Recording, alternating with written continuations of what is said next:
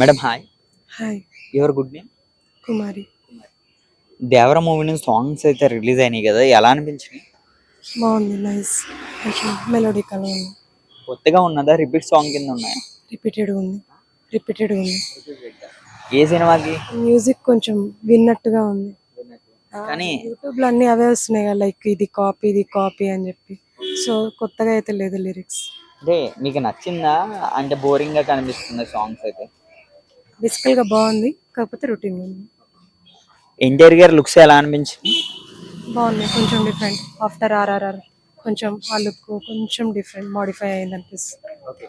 చూసుకుంటే జాన్వీ కపూర్ గారు first time కదా టాలీవుడ్ మూవీ చేయడం, ఆమె ఎలా ఉన్నది, ఆమె లుక్స్ గట్ట? లుక్స్ బాగున్నాయి, కాకపోతే బాలీవుడ్ వాళ్ళు హాలీవుడ్కి, అంటే బాలీవుడ్ వాళ్ళు మన టాలీవుడ్కి రావడం బాగుంది. అంటే ఇంతకుముందు కొంచెం లెక్క చేయనట్టు ఉండేది కదా. సో రాజమౌళి తీసిన మూవీస్ వల్ల కొంచెం మనకు క్రేజ్ పెరిగింది అని అర్థమవుతుంది. అంటే ఇప్పుడు బాలీవుడ్ హీరోయిన్ వచ్చి టాలీవుడ్ లో చేస్తుంది, ఇక్కడ ఆడియన్స్ ఎలా రెస్పాండ్ అయ్యే అవకాశం ఉంది అనుకుంటున్నారు?